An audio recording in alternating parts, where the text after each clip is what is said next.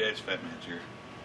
I'm going to bore sight my Savage 64, and this is a bore sighting tool, one of many different types there are. This piece is a little laser beam that will project quite a ways. I've sighted in my Mosin at 50 yards, so I know it'll shoot that far. You just got to be able to see it. So that's not much to it. It does also come with a small hex key and adapters, which I keep all. It came with this little pouch. I think I paid 30 bucks for it or something. I paid more than I wanted to, but I needed it. So really all I need to do, I have 20 gauge, 12 gauge, probably 410, 45 kind of deal. This one's probably 38, 357, 30 caliber, 25 caliber. This one is, I believe this is the 22 caliber adapter. There is, let's see, not much to it,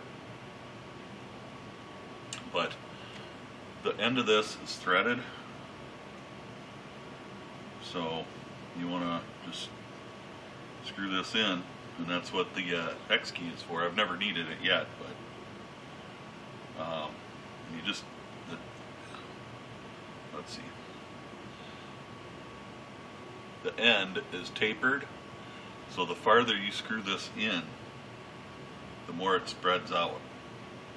So you want it to spread out just enough to where it's, see there, it's a little too much, so I'll loosen it a little.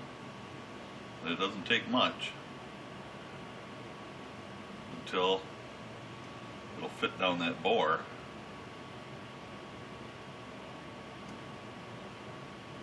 Without too much difficulty. You want it a snug fit, because once you get it in there, you got to tighten it down. So what I'm going to do is just slide it all the way in as far as it'll go, and I'm going to give it about half a turn so that it's still tight up against the crown. You want it tight against the crown. Hope I'm in frame here, yeah.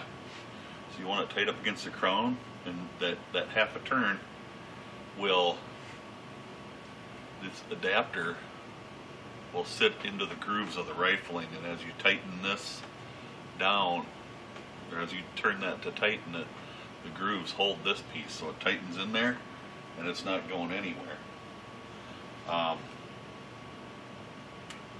That's really all you need to do to put it in. You hit it, turn it on so that you can see the dot, and you look through the scope and you line up your crosshairs with the dot.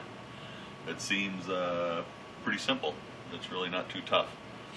I'm going to try to find a different position for stuff and see if I can get that to show up in the scope there for you, so you kind of get an idea. I'm gonna just bore sight this across my basement, so it's really not that far away, but since I have my adapter that I want, I'm gonna put the rest of this away so that we don't lose it.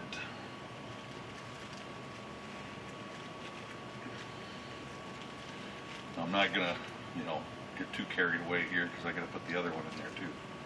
Just so it's together. If I lose anything, I lose the one adapter.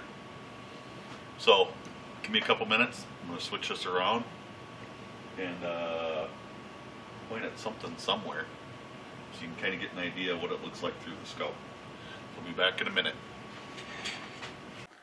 Hey guys, I don't think I can get a whole lot better than this, but what I wanted you to see is there, you can see the dot. You can see that my elevation, my dot is high. I'm trying to do this too with my phone, and in the screen here is kind of tough. Now we want to move it to the right a little. You can see I'm going left, so we'll turn it the other way.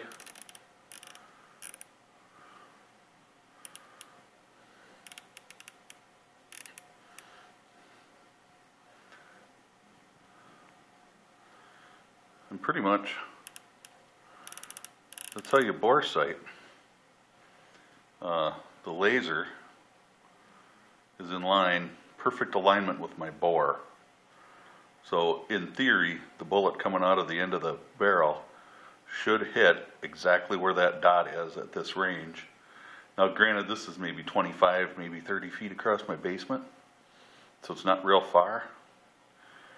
And I'm trying to do this in the screen air, so I'll probably look again without the camera. But just so you guys could kind of see how that works. I'm sorry for the shakiness. If I can, you can see how the effects of, oops, get it back there. When you get too close to your scope, your field of view is very small. So I'm trying here. As you pull back, your field of view gets bigger, but it's harder to keep it in focus. And there's a sweet spot in between where everything, your field of view is decent and everything stays in focus. Now, I can't show that with a camera. It's really tough to do. I don't have the equipment for it. So, but you kind of get the idea. As I pull back, it gets the halo effect, is where you see it creeping in on the bottom, where you see it creeping in there. That's kind of the halo effect, I guess, is what they call it. And that's what you're trying not to have. So the steadier you hold, the better. Now, you're going to be wobbling around and stuff, and that's just the way it is. But you see it stays in focus, or on target. So I'm going to go back to the bench. I'll be back in just a minute. Alright guys, I'm back at my bench. Let's see what I got in the screen here. Sometimes I think I have too much light. But when I'm working on stuff, it's, you know, you can never have too much light. So I want to make sure that the bore sight's turned off. And then I just want to rotate it counterclockwise about half a turn again, and it'll slide right out.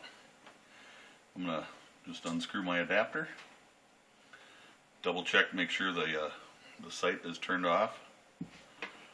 And this is a laser device, and there's a warning right here. Laser light, avoid direct eye exposure, class 3R laser product. Avoid exposure. Visible laser radiation is emitted from this aperture. So be careful with it. I used to work, I've had a lot of different jobs through the years. I worked for a video duplication company, and we had magnetic machines and we had laser machines that would duplicate videos. So you wanted to take your Grandpa Went Fishing video, I guess. Actually, we did a lot of advertising videos.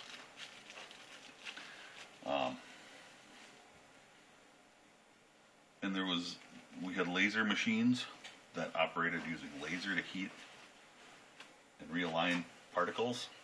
I'm going to double check, triple check, quadruple check, make sure that thing's off, because I don't want the batteries dying on it. Because I don't know what it takes. Anyway, the lasers, whenever we'd work on those laser machines, we would have to wear special goggles. Now, they didn't look like anything.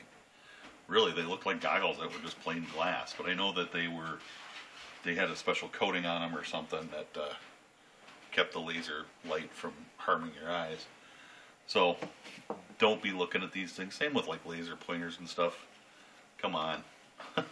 let's have a little bit of a brain here. Anyway, that's my Savage 64.